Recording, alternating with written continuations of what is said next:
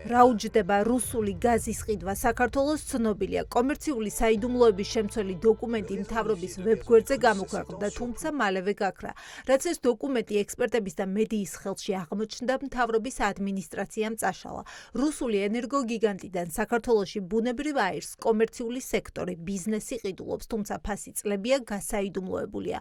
კომერციული საიდუმლოების დარღვევის გამო კი შესაძლოა საქართველოს რუსულმა გაზპრომმა საერთაშორისო არბიტრაჟში უჩივლოს. ეს არის საიდუმლო ინფორმაცია და ნებისმიერ შემთხვევაში ის არ უნდა გამოქვეყნებულიყო, თუმცა გარკვეული მოსაზრებები ამასთან დაკავშირებით და გარკვეული მონახაზები ეკონომისტებს ჰქონდა ისედაც, თუ რა თანხას ვიხდით რუსულ გაზში, ბუნებრივი აირი არის ერთ-ერთი სტრატეგიული მიმართულება ჩვენი ქვეყნისთვის.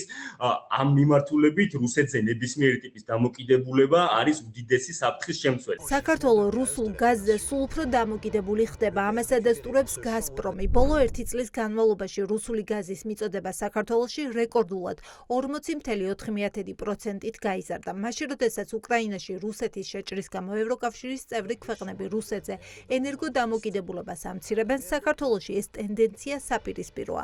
გაზპრომის საერთაშორისო სანქციების ქვეშ იმყოფება. კომპანიაზე სანქციები დაწესებული აქვს ამერიკის შეერთებულ შტატებს, ევროკავშირსა და დიდ ბრიტანეთს. სრულიად ცივილიზებული სამყარო.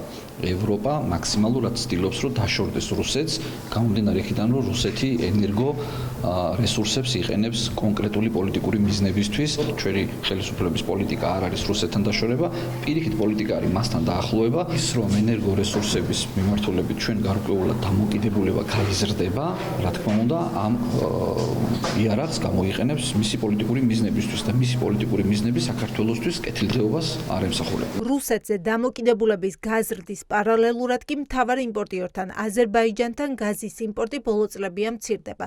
შესაძლოა ეს უკავშირდებოდეს აზერბაიჯანის მიერ ევროკავშირთან აღებულ ვალდებულებას, რომლითაც ევროპაში გაზის ექსპორტი თითქმის უნდა გაორმაგდეს, თუმცა არგუმენტები მთავრობიდან არ მოგვისმენია. ჩვენ ვიცით, რომ მაგალითად რა ქართველების ხელისუფლებაში მოსვლამდეც კი რუსეთზე ენერგოდამოკიდებულება იყო მინიმალური და აზერბაიჯანი იყო ჩვენი მთავარი, ასე ვთქვათ, შემომტანი, ხო?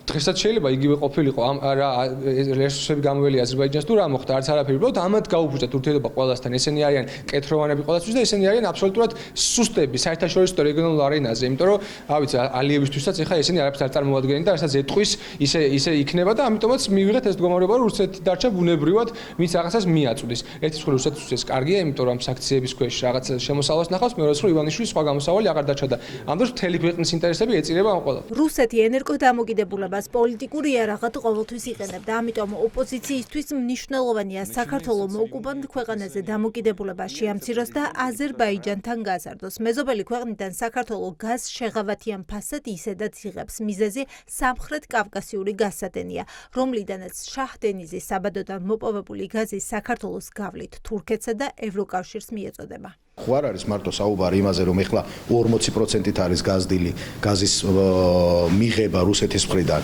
აქ არის საუბარი იმაზე, რომ აბსოლუტურად ყველა ბიზნესი, რაც შეიძლება საინტერესო იყოს და წარმატება შეიძლება ვინმე მოიპოვოს საქართველოში, მაქსიმალურად ცდილობენ, რომ რუსების ჩართულობა იყოს ამ ყველაფერში. მიზანი რუსეთის, როდესაც ივანიშვილი მოავლინა ჩვენს ქვეყანაში და ფაქტობრივად ეგრეთ წოდებული არჩევნების გზით მოიყვანა ჩვენს ქვეყანაში, თავიდანვე იყო ის, რომ მისი გავლენები გაძლიერებულიყო და ყოველდღიურად ჩვენ ხედავთ ამას, იგივე გაზთან მიმართებაში, რაც უჭირს რუსეთს ეხმარება საქართველოს ხელისუფლება. დაემუქრება თუ არა კომერციული საიდუმლოების გაჟონვის გამო საქართველოს საარბიტრაჟო დავა უცნობია. ჯერჯერობით გაზპრომს გაჟონილი დოკუმენტების გამო ოფიციალური განცხადება არ გაავრცელებია. განმარტებები არ გაკეტებულა არც მთავრობის ადმინისტრაციაში.